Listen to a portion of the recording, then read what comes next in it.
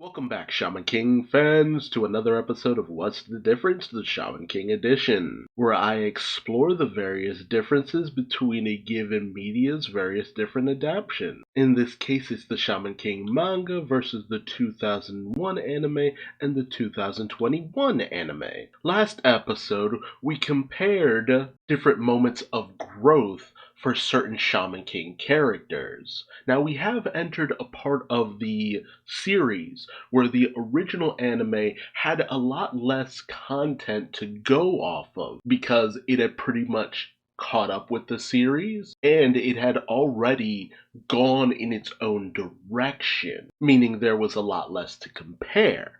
However, there tend to be very similar story beats to a certain extent, even when a series goes off in a different direction. And in this section of the manga, we started to have moments for different characters to kind of have their own kind of moments to shine. Last episode, we explored two of those moments to a certain extent. One, where Horo had to rise to the occasion to save Team Iceman from having their souls harvested for the Spirit of Fire. And he had to overcome the knowledge that his Furyoku was far weaker than Hao and many of Hao's minions. And he was able to overcome that by using his spirit as well as the spirits of Team Iceman in order to make up the difference that he lacked in terms of power. Whereas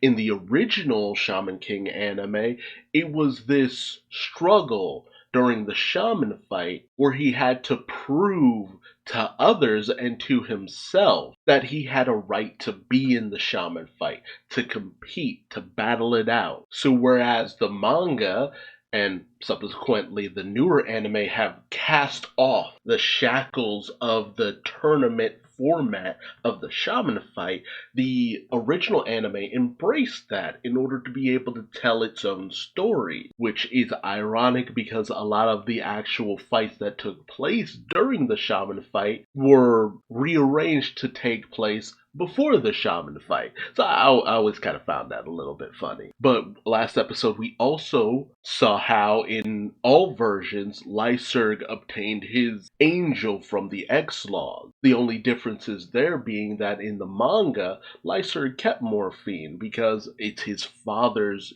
gift to him. She was a present, she is very precious to him.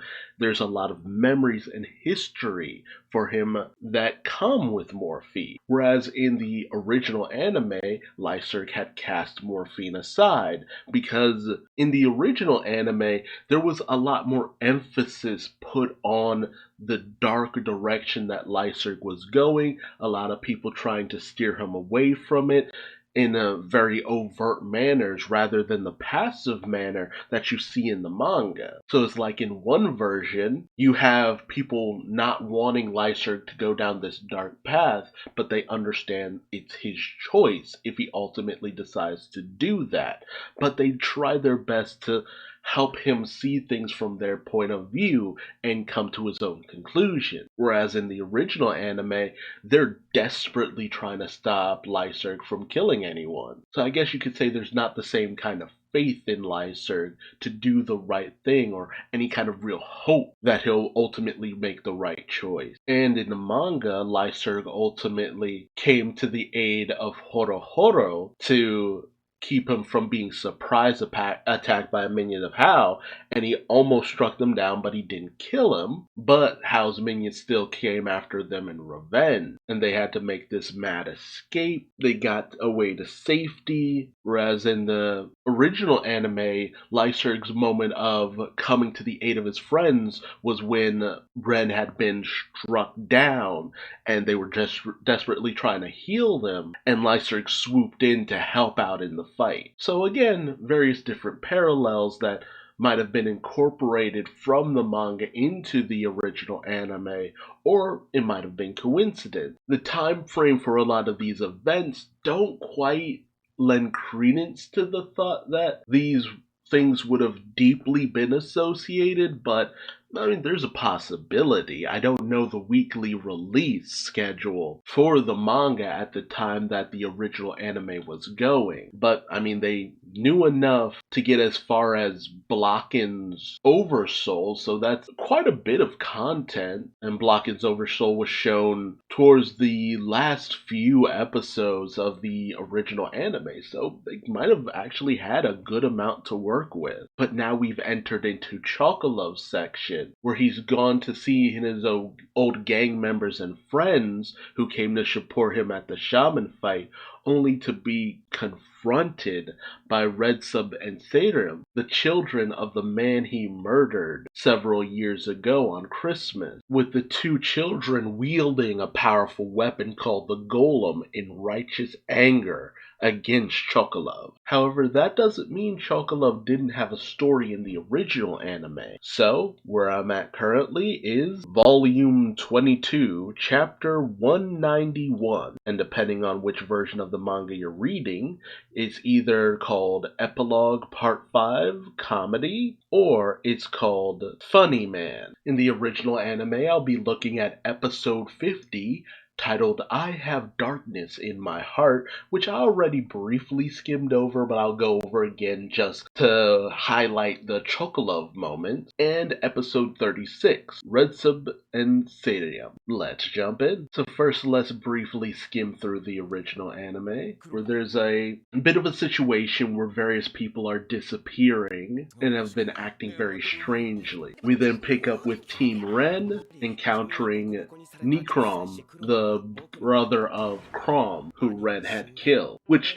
was already addressed previously in the manga, and that became a big thing for Ren. Interestingly enough, this is something that had actually been used to get Ren killed, but here it was more of a lure for him to be drawn into a trap, and it was all being employed by this group under this woman called Lady Nyoran, who was kind of like a loose adaptation of Team Gandahara, and is luring people all into this weird kind of cult-like situation. And you see that Necrom has been pulled into it, and you have Ren going kind of crazy because he sees Crom's spirit pretty much everywhere. So in both versions, you had Ren being haunted by what he had did to Crom. They were a little bit more on the nose about the supposed darkness within Ren. And so they bring Ren to this one girl to see if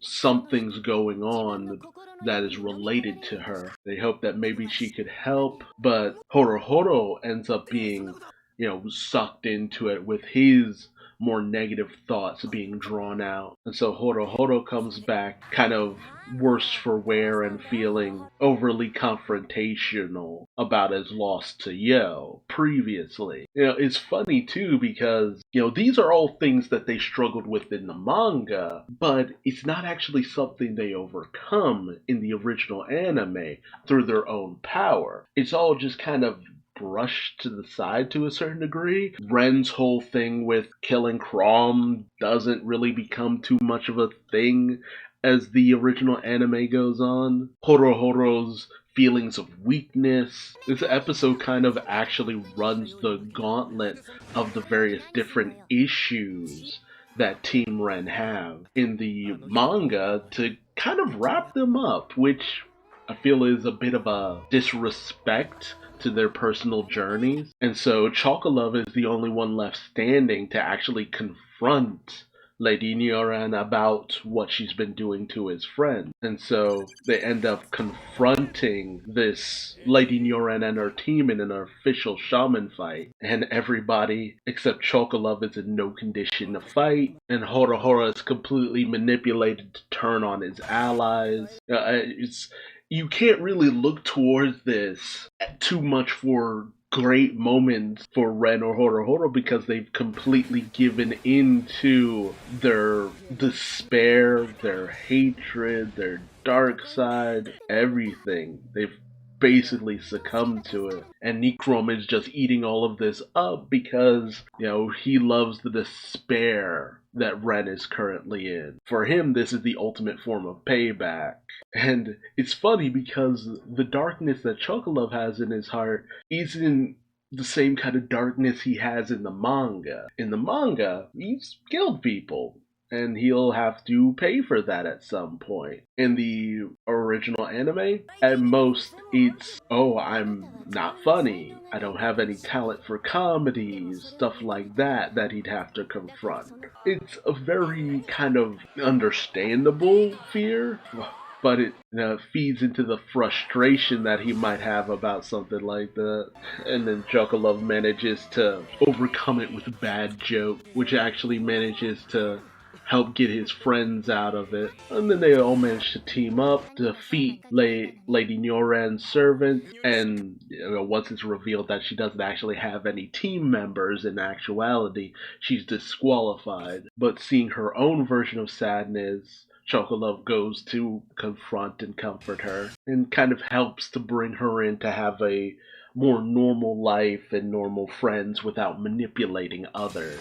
So here you have the basic beats of Chocolove having to confront a young child and being confronted with his own inner darkness and having to deal with that, with the issues of Chocolove and Ren being mainly used as a way of giving Chocolove a moment to shine, which I have mixed feelings about because it really did put some real emotions from these characters very much on the back burner. I think this was the last time you had the whole situation between Ren and Nikrom put to the forefront, and the frustration that Horo had of being quote-unquote too weak ended up kind of going towards Ren later down the line and became a character moment for him going forward. But for the newer anime and the manga, things play out much different. Chocolove returns to find his friends all murdered. In comes Redseb, looking to find the murderer of his father, who is none other than Chocolove. And of course, Chocolove is completely taken off guard. Never really expected this situation to kind of come due. We also see that, Redseb and Seyrarm had run roughshod right over Mikihisa in order to hunt down Chocolove. Mikihisa just laid out in the forest in a pool of his own blood, and so he sends out his spirits in order to hunt down Anna and Yo and warn them about the potential destruction that the golem might wreak. Meanwhile, you have Chocolove doing his best in order to avoid these various different attacks from the golem. Chocolove's just surprised because he never expected all of this to come back to haunt him in such a way. And, it's ultimately, what he did coming due. You feel for Chocolove because he has changed, he has tried to become a better person. It's just, you can't really escape something like this, but you would never expect it to come back at you in such a way. But he can't just let go of them killing his friend, and so it seems like he destroyed the golem, but he does apologize to the kids for what happened. Chocolove still has this personal mission that he's on to try to make the world a better place, and feels that he can't, just lay down his life right here because he hasn't accomplished what he set out to do, only for him to suddenly be shot through the heart, because the golem is something that can just repair itself. It's just that advanced, and thus Chocolove is dying. It's a lot more gruesome in the manga, honestly, and with this moment kind of coming, Chocolove has nothing more to do than kind of accept that he's dying. And then Chocolove is caught by Yo and Ryu. And, if everything were kind of left at this, the death of Chocolove for what he did to their father, that might have been it. But then Redseb says, oh, you're Mikihisa's son. If you're a friend of Chocolove's, we'll kill you too. And it's just like, okay, no, that's a red flag right there. Killing Chocolove's gang members, that's wrong, but they were a vicious pack of murderers at one point in their previous lives, so they might have deserved what was coming to them. I don't agree with that sentiment, but that might have been the case. The murder of Chocolove, again, something that was bound to come, that check was going to come due at some point. Who would have thought it would come due like this? But then saying,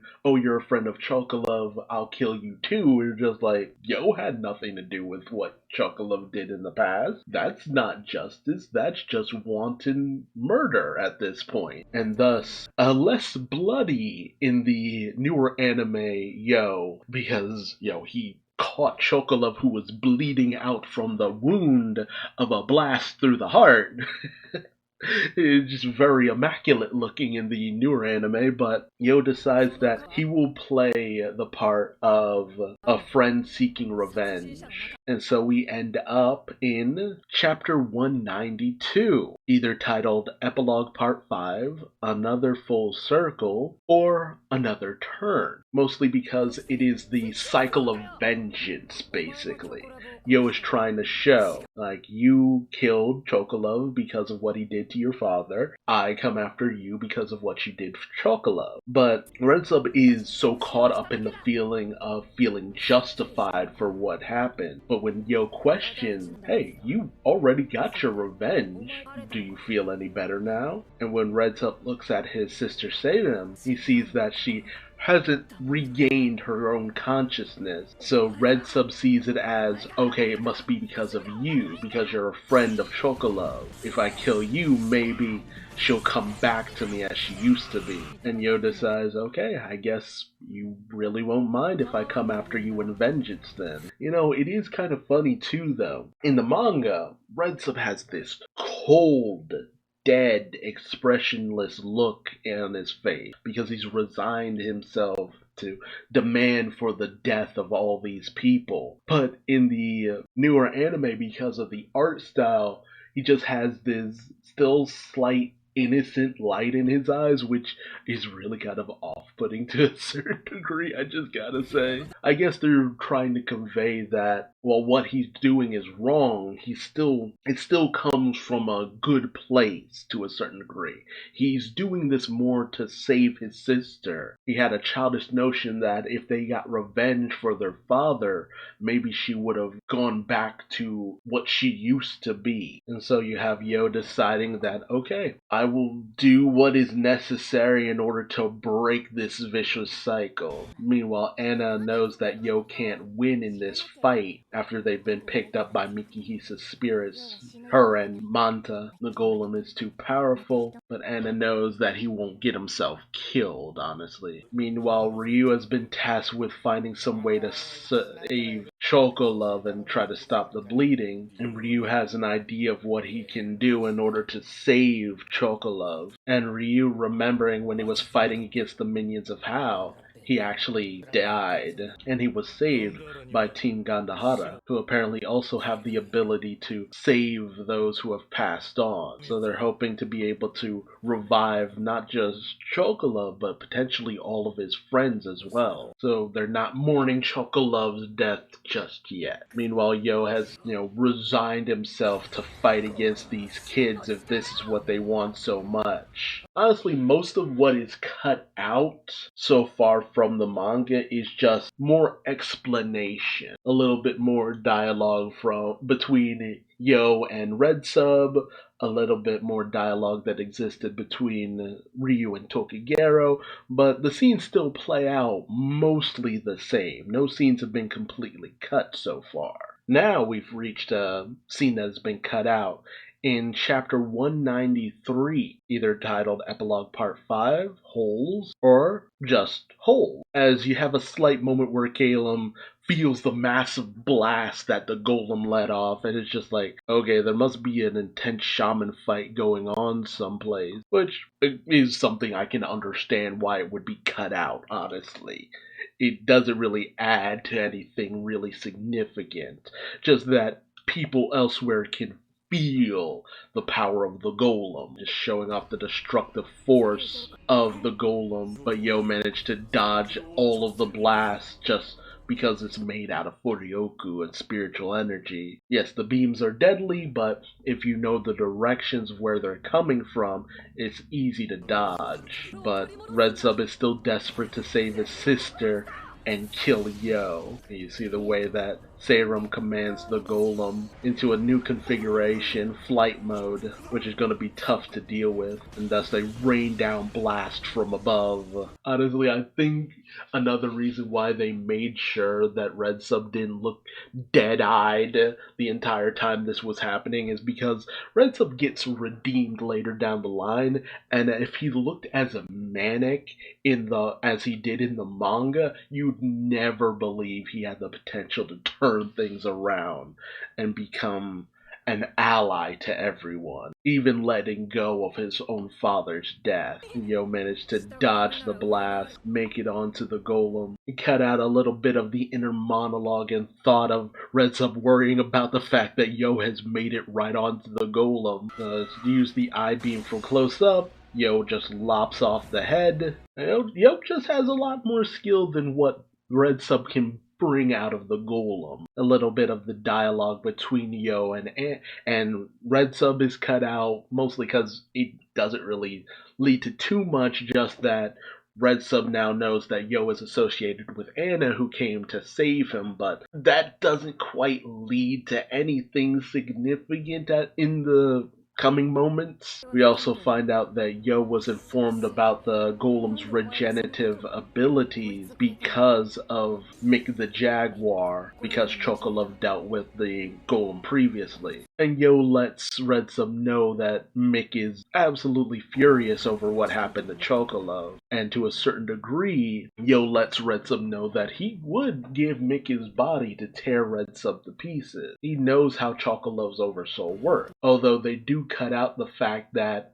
Yo actually has Chocolove's medium, the claws, with him currently, which actually becomes a plot point later down the line. So a little bit of something that maybe should have been left in. It's all in an effort to intimidate the kid. Show him what happens when he's in over his head. He says he might destroy the golem so it goes plummeting to the ground, and hearing that Redseb is worried because it's just like, okay, Seyrarm would get hurt. He doesn't care about himself, he cares about his sister. He's starting to understand the consequences of starting a fight you just might not be able to finish. Redseb goes in to try to save his sister, and then Yo just lets him fall off of the golem. He's trying to prove a point. If you're not willing to take the kind of vengeance and hurt that comes from getting revenge on someone else and having someone else come after you in vengeance, then don't start the fight. If you have things you want to protect, don't go looking for a fight that might end in more people's death. That's the gospel that Yo has been trying to preach throughout a lot of this. If you have something, anything precious to you, never seek vengeance. Protect what you do have. Yo ultimately does save Redseb, hoping that he might have learned a lesson from all of this. Yo wants to be the stopping point. This is where the cycle of vendetta. Gotten what you wanted, you killed your father's murderer. Let's just leave it at this. And then, the regret of the situation kind of overtakes Redseb. It's just like, I've already killed someone, man. But Yo knows that there might be a way around, actually solidly making Redseb and Seyrarm murderers. Technically, they've killed people, but it's just like, we have a way of undoing that and walking that back, lucky enough.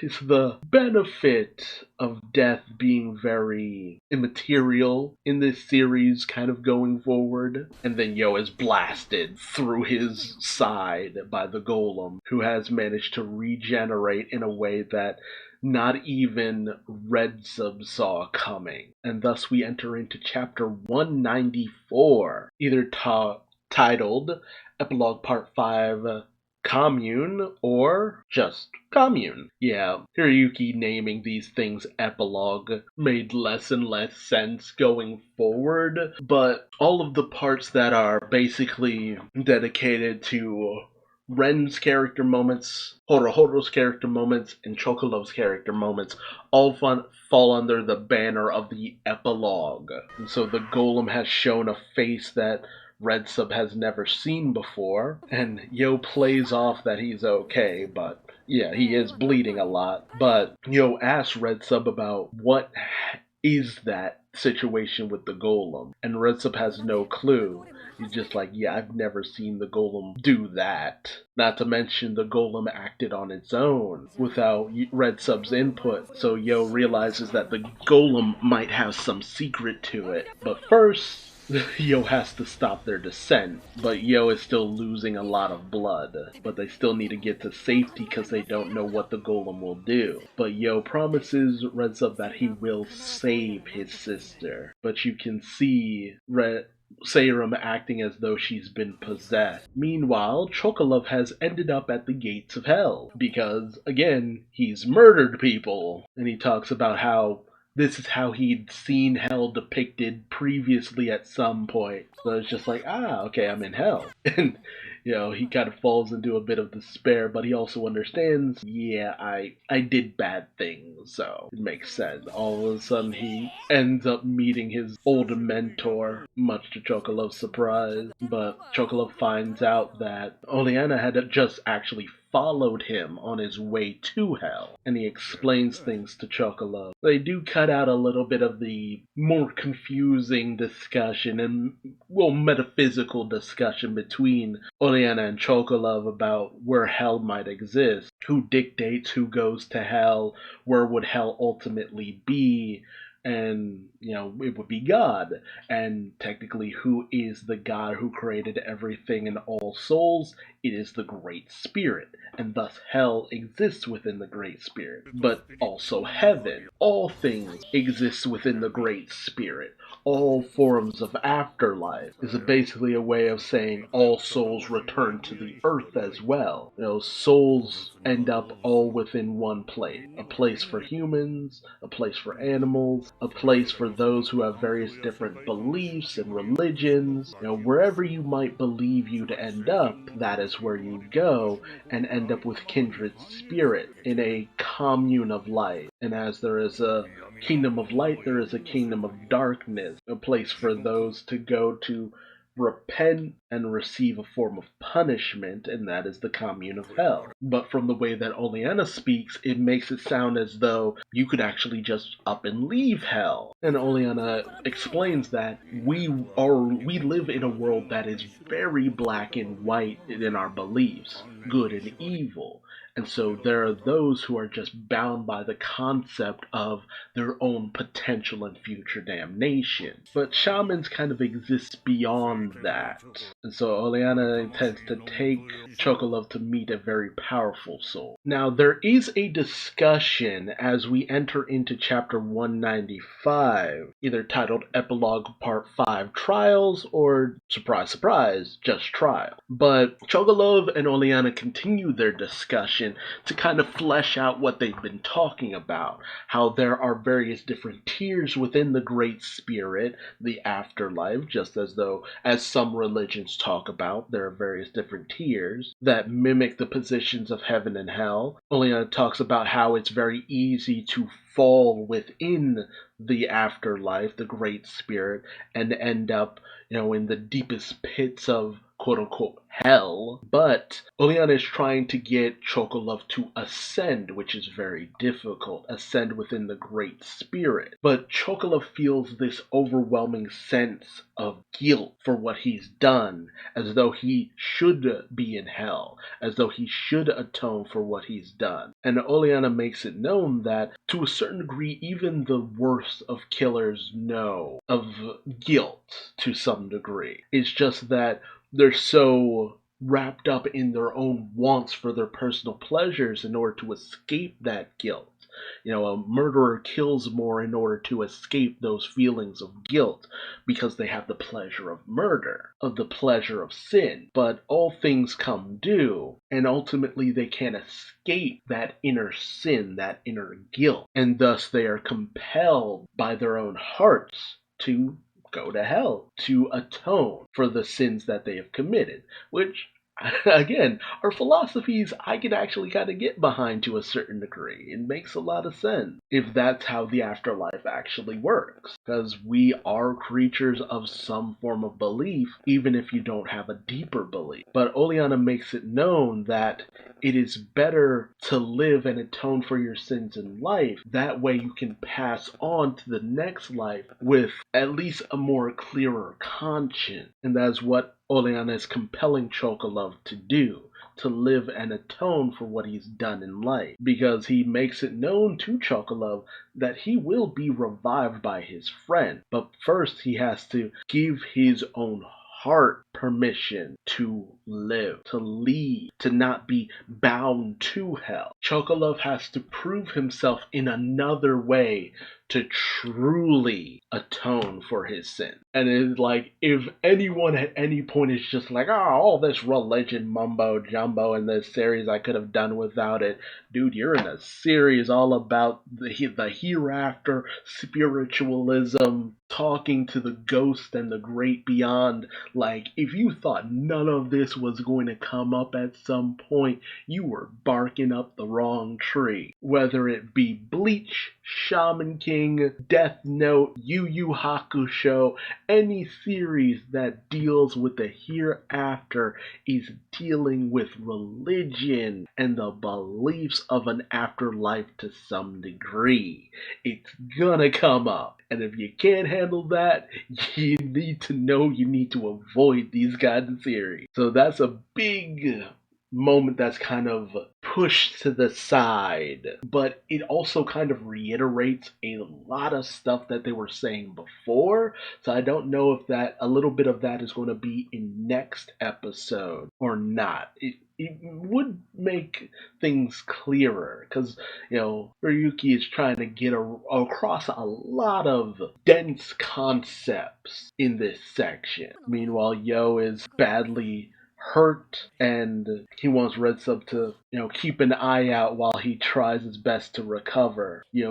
Mentally, he knows that he's hurt pretty bad, but he's been trying to put on a brave face for Redseb. He's just like, yeah, I let my guard down. This is not good. But then Yo kind of hones in on a concept. How Iron Man Gene was able to bring Ren back to life. And he wonders, how would you go about doing something like that? And so he thinks it's just like, what is able to call a soul back to its body? There has to be some form of healing ability. And he speaks about some examples that in the manga that aren't in the anime, about how shamanic abilities seem to go beyond magic in this universe. How the spirit of fire uses oxygen to create fire. How Kororo removes heat from the atmosphere to make ice. How Chocolove's body is boosted by Mick in terms of muscle strength. There's this thought from the sense of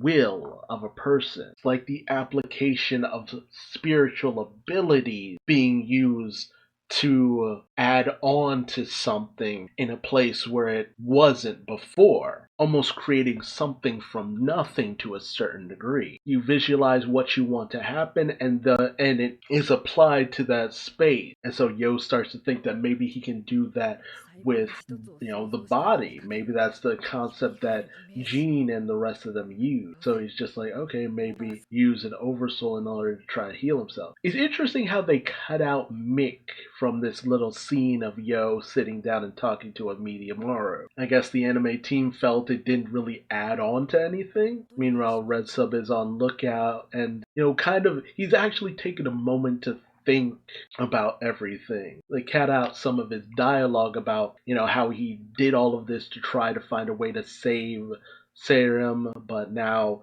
things have kind of gone awry, and now someone he considered an enemy is doing his best to help them, so he's not really sure about what he's actually been fighting for. He thinks back to his dad, why his dad even built the golem, wonders about his mother, but then they're detected by the golem and Seyrarm therein, and she calls them the enemy of their people. So it's obvious she's possessed by something, but then the golem goes in order to attack, only for Hao to show up right in front of the golem, and thus we enter into chapter 196. That's 5 chapters. 5 chapters. Going into 6. Seriously, the anime is burning through these chapters. But it still doesn't feel like super rushed, interestingly enough. But we're in chapter 196, Epilogue Part 5, Everyone Together Part 1, which is so confusing, but if you're reading from the other version of the Shaman King story, the more complete version, it's just called Everyone Together Part 1. And so, Hao wants the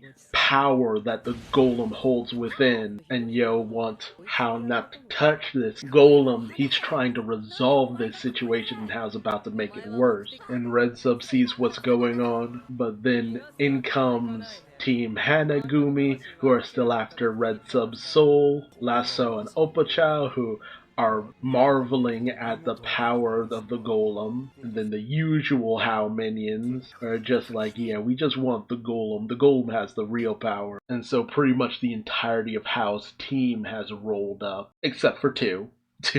Opochao actually does say, it's just like, yeah, we're missing 2 people. Peyote also checks the mana of the 2 children, and it's nothing to write home about. But the Furyoku of the Golem, 550,000. And that's because it has an internal mana supply. And Lasso explains, it's just like, under normal circumstances, a shaman can't control a spirit that has higher Furyoku than they do. And so the golem has this internal Furyoku drive in order to compensate for that. It's essentially like an internal battery. But, Yo realizes that's way too much Furyoku to have. How could you store that much? And Lasso says, why don't we ask the creator, who's possessing his own daughter, Camelmunzer. And that's how you find out that Seyrarm has been possessed by her father this entire time. But Lasso knows that Camel won't admit that he's done any wrongdoing in front of his children. So Camel fights back and tries to justify why he created the golem, and he goes on the attack against the Spirit of Fire and whips out some pretty impressive attacks. But Redseb doesn't understand why his father would be possessing his sister, but the Spirit of Fire can't be overcome that easily. But Yo doesn't want things to go in this direction, so he still tries to fight back against Hao, and thus because we are going through a breakneck pace, despite the fact that the manga, the newer anime, is only cutting out little snippets. We enter into chapter 197, Epilogue 5, Everyone Together Part 2. You know how this works now. Yeah, essentially 7 chapters in 1 episode. I don't know what it is about the way they do it, but it's just like, yes, you need to understand, this is a lot of the reason why a lot of other series pad things out. Because sometimes you can gotta just run through an entire volume of a manga in 1 episode, depending on how you do it.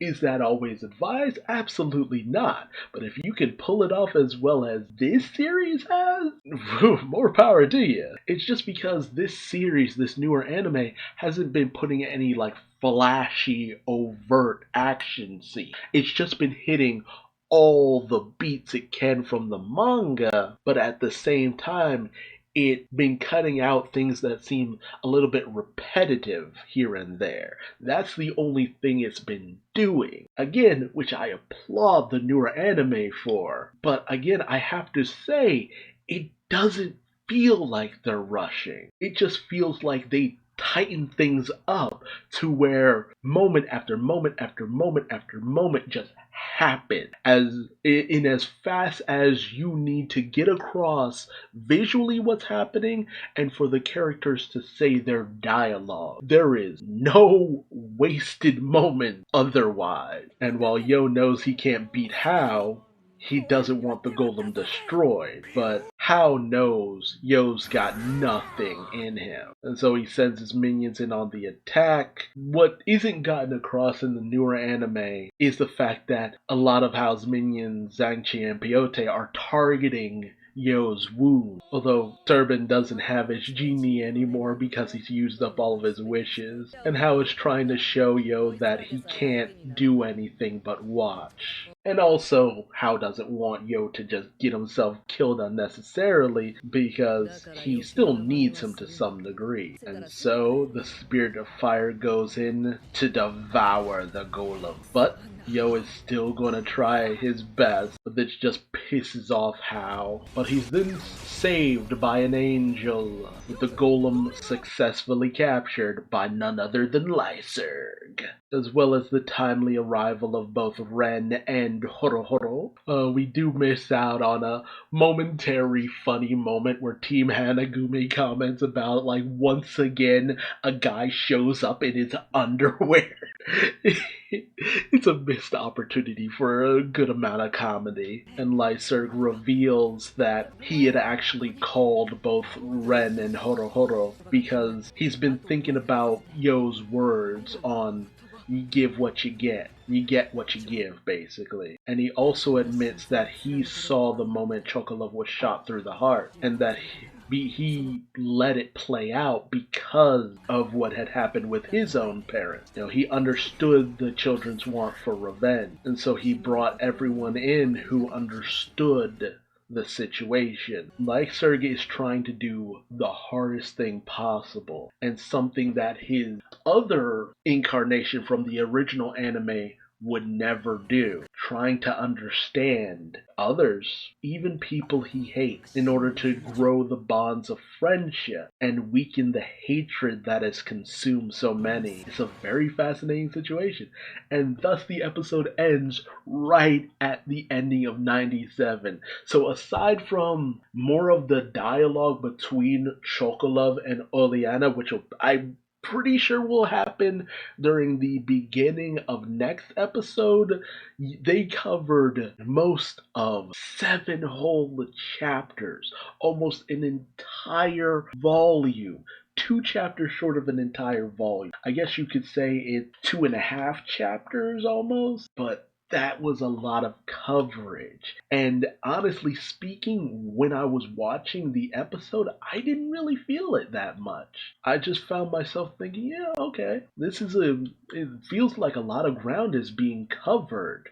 I didn't realize how much ground was being covered. But it's funny though, because you can see both anime series still going down a little bit of the same route of the core principle that the manga was trying to get across. And that is the idea of snuffing out hatred through love and understanding. And a lot of shonen manga really do go down that route.